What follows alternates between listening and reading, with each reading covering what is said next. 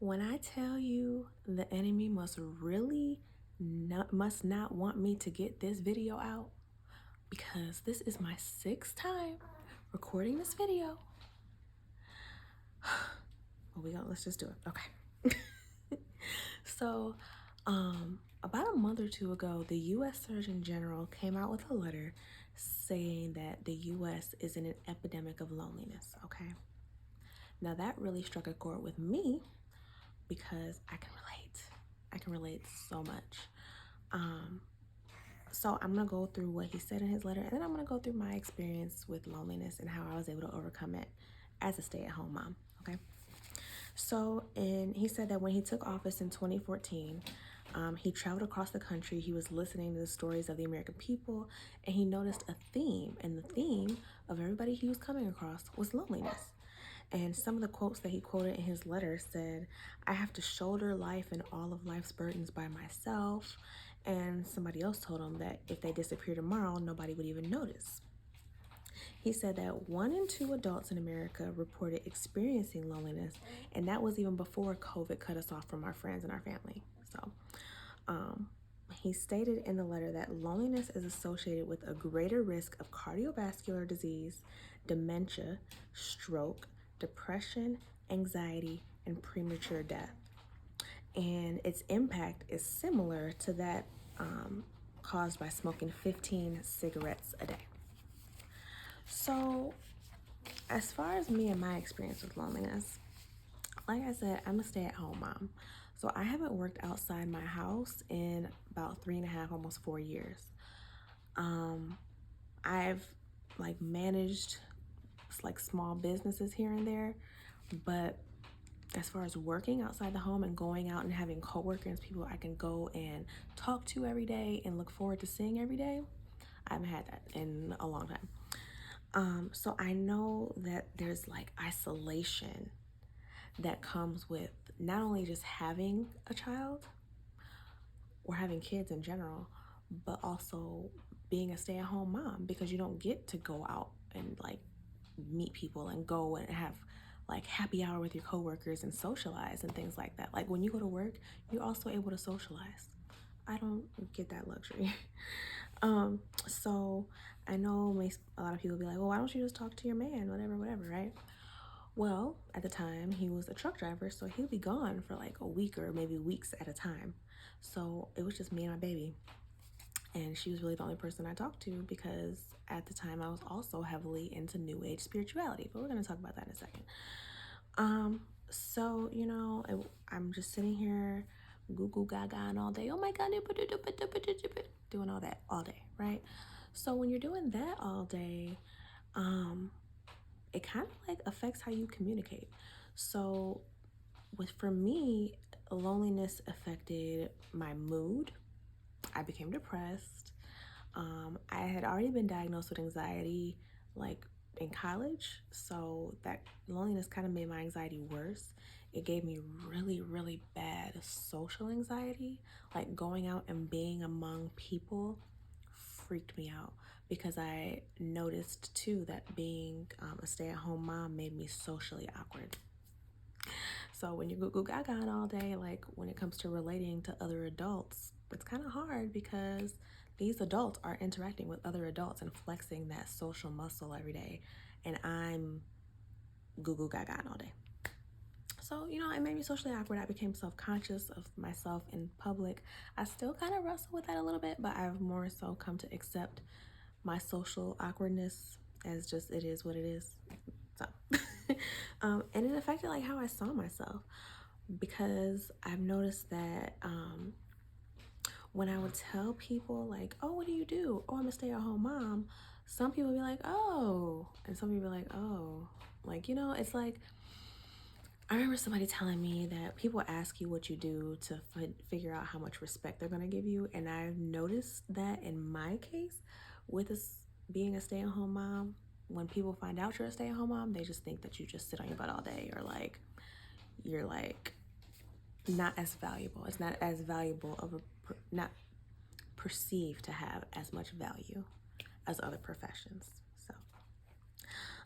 So yeah, I noticed that I started to crave adult interaction. Even though I was socially awkward, I was also very lonely. So I would talk to my mom on the phone every day, but there's only so much you can talk to your mom about, right? Like, you can't talk to your mom about everything. I wanted somebody I can just talk to, you know, like a girlfriend, right? And so I craved that. I wanted it so bad. And I would like be scrolling on my social media, and I would see people that I went to school with, like college, high school, whatever, or people I used to work with. And I would see them out, like going to happy hours, going to brunches, going on trips, whatever. And I wanted that, right? And it hurt too because I used to have that, right? In my New Age to Christianity video, I talked about how when I was practicing New Age spirituality, like I lost all my friends just out of nowhere. Just everybody just stopped talking to me. And I noticed in my comments, a lot of people had the exact same experience, right? I also noticed now that culture is really big on like solo dolo culture type thing, you know what I mean? Like I'm self-made, I do this myself. I like to stay to myself. Like, people brag about isolating themselves. Let me tell you something. I've been trying to do this video. This is my 6th time recording this video, so we just gonna have to ignore this dog barking, okay? So just stay with me because I'm not about to start over. So, you know, I would crave that. I low-key got desperate for adult interaction. So I remember just like, so at the time I was just starting to like tiptoe back into Christianity or whatever. And so this is just one of the things that I just wanted to try, right? Now, don't stop the video. Just hear me out. Let me explain this whole thing. Okay? Don't click off and ignore this dog barking, okay? So, the thing that really helped me and changed my life as far as me being lonely and feeling isolated is I prayed about it. Don't click off. Let me explain. Okay. I noticed, you know, everybody had these friendships, whether they were genuine or not. You know, everybody on social media just promotes like their highlights. They never show their lowlights, whatever. But it still seemed that people had people that they can call and go out with. I at least wanted that, you know what I mean? So I'm like, Lord, there's 8 billion people in the world. Can you just give me one friend? Can I just have one friend, right? And so I prayed for that.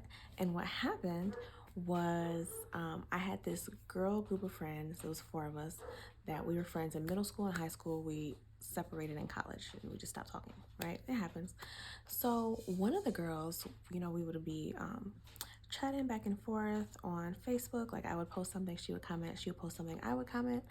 And she was into witchcraft, and I was also at the time into witchcraft, spirituality, whatever, same thing. And so she we kind of bonded over that, and we ended up going out for drinks. Now, when we went out for drinks, I was just starting to tiptoe back into Christianity, just dip my toe in the water, just see how warm it is, whatever, right? And so I mentioned to her, I'm like, hey, have you talked to Michaelin? You know, it's one of the other girls that was in our girl group. I'm like, hey, invite her out to brunch with us next time we go out. She's like, she's not gonna come, but I'll invite her out anyway. She invites her out, she comes, we all go to brunch, and me and Michaelin start talking, and she's in the exact same boat, right? So she's also a stay-at-home mom. She's also just starting to tiptoe back into Christianity because she was also into New Age and doing tarot cards and all this stuff, right? And we both had the exact same experience where we lost all our friends in New Age, and we lost all our money in New Age, and our life was completely turned upside down, businesses failing, like it was just a mess. And we both started to notice that Jesus was slowly rebuilding our lives, and we bonded over that. So we were looking at each other like, girl, let me find out we on the same tip, right? My baby's starting to cry. Hold on. We're not stopping this video, y'all. We ain't stopping this video. My baby just gonna have to get rocked for a second. Okay. So, like, okay, let me find out we're on the same tip. Boom. So we become really close really fast. And she's now like my best friend. Okay. We go to the same church. We are part of the same nonprofit organization. We started a YouTube channel together. Like, hold on. Hey, mama.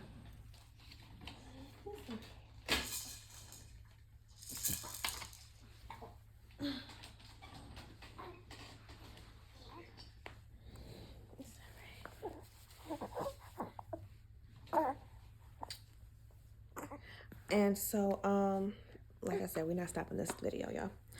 So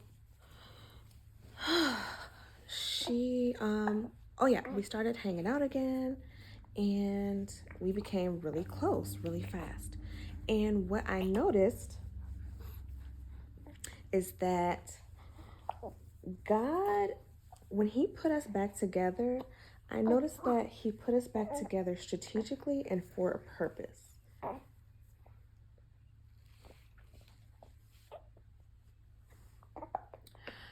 So he not only did he put us back together, but he put us back together with a plan. So God he gave me a vision of something that he wanted me to do. And he gave Michaelin a piece of the same vision. Right? And we noticed that as we started to hang out more and more, God started to drop more people into our life that also had pieces of the same vision, right? So God is dropping godly community into our lives. We're benefiting off of no longer being isolated, but he's also building his kingdom through us by placing people in our lives that are part of his plan, right? Now, there's something to be said about godly community. And if me breastfeeding offends you, please just exit the video. No need to comment, no need to do all the extra, like, I don't care, my baby gotta eat. But there's something to be said about godly community. Godly community it feels different from normal community that we go and seek out for ourselves, because the amount of nurturing, the amount of love, the amount of accountability, the divination of it all. Divination, is that what I'm looking for? The divineness of it all. The way that we encourage each other. Yeah, you can have that in a man-made community that you find yourself. But it just feels so much more safe in godly community. In Genesis 2:18, God he created Adam. He looks at everything Adam does. And, everything that God did up until that point, he said, this is good. I put light on the earth, this is good. Animals, this is good. Plants, vegetation, this is good. Adam is alone. God said it is not good for man to be alone. Ain't that crazy? So one of the first things he did after, he made Adam was give Adam community. Give Adam someone to do life with, which tells me we aren't meant to do anything alone. We're not meant to do life alone. We're not meant to build alone. We're not meant to be alone. We're not meant to journey alone. We're not meant to do anything alone. And God is showing me that every day. And I'm just so grateful to be able to experience it. And the purpose of this video is to encourage you, whoever's watching, to try God in that way. Just test it. Especially if you're in spirituality, you know what signs and you know what manifestation looks like. You know what it looks like when you've meditated for something or you've scripted on something and then you see it come to fruition. The difference is when you make God your source, you make Jesus your source, instead of the universe, which is his creation, if you go straight to the creator and skip the middleman, the safety in that, the security